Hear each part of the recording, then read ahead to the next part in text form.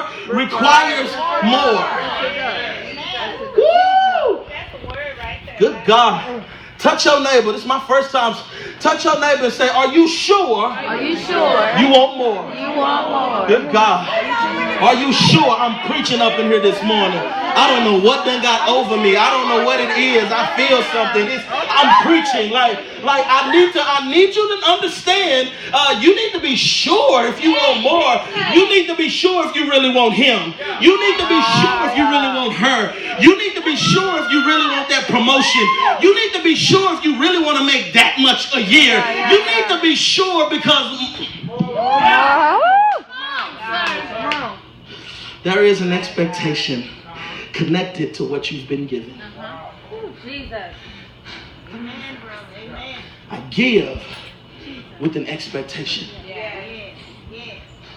I give free. Salvation is free. Salvation is, listen, it's free. Free 99. BOGO. No. You don't even have to BOGO this one. This free. But it comes with an expectation. Why? Because he freely gives you salvation, but he expects you to live for him. He freely gives you salvation, but he expects you to be ye holy, for I am holy. It's free, but it costs you everything. Good God. So, and I'm almost done. In context, Jesus had just told the parable about being ready for his return. Peter then asks if the parable was just for him or the disciples or for everybody. Jesus replies with another parable about the faithful and wise manager. He does this because he's teaching a valuable lesson, get this, about stewardship. It's every parable is about stewardship because he's trying to teach his people, I need you to be a good steward over what I've given you. Can I walk a little deeper? Here we go. Don't be a good steward over stuff. We should have shouted. Y'all missed it.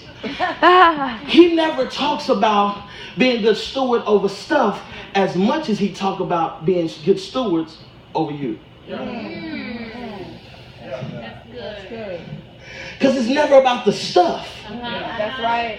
How you deal with your stuff tells me something about you. You're right. True. You're right. Yep. Good. Yeah. Wow. If you are stingy with money, it ain't your money I'm concerned with. If you stingy with your double cheeseburger, even though you only had $1.29 left in your wallet, and you bought a double cheeseburger, and God set you up so smooth that this was all you was gonna have to eat all day long, and you finally got that double cheeseburger, and then somebody walks by you and smells it and says, "Ooh, can I have a piece?" But you starving, you hungry, you really want this, and he expects you. Come on. He expects you to share. It comes with an expectation. It comes with him saying, I need you to be a good steward over what I've given you. Wow. God is not laying the foundation of things that move him. At the same time, he's speaking of consequences concerning the same subject. So he's talking about people who give, move me. People who trust, move me. People who have faith, move me. People who do when they're asked to do, move me. Even more so, people who do when they're not asked to do, really moves me. But then the same is true. He's saying people who don't move, they don't move me. That's good. Yeah. It's getting tight up in here. I can feel it. Tension just came right back. He's talking about people who you knew that there was a need in the house. Jesus, help us. I'm gonna back off of that. You knew they was planting the church. Help us, Jesus. You know ain't nobody in here got funds, and you got some. Come on. All right. You knew they was trying to give the kids snow cones, and you just bought a snow cone machine. Come on now. Come on. You knew it. And so what happens is, because we're still trying, remember what I said at the beginning, we're trying to get to know us and him without making him the knower of us. And so it's all about us. Jesus is teaching stewardship so that he can kill selfishness. That's good. He's saying, I'm not coming back for a selfish bride. Jesus. Help us, Lord. Which is why in the Old Testament you hear so much about tzedakah. You hear so much about giving to the poor. You hear so. Jesus says this, blows my mind. He says, when I was naked, you clothed me. When I was hungry, you fed me. When I was thirsty, you gave me something to drink. But where were you, Lord? When you did it to the least of them. Come on now. You did it to me. Ooh, can I step into your house real quick? So when I say sacrificial Sunday, and you think that it's because Pastor asking us for money, God is saying it ain't about him asking for money. You are doing it to me. Yes. That's good. See how quiet it got? Come on. How quiet it got? It got quiet. Come on, mama. When you talk about them finances, he was preaching until he said that. But you don't understand that where your treasure is, There your heart is. Come on now. you ain't got to tell me the secrets of your heart.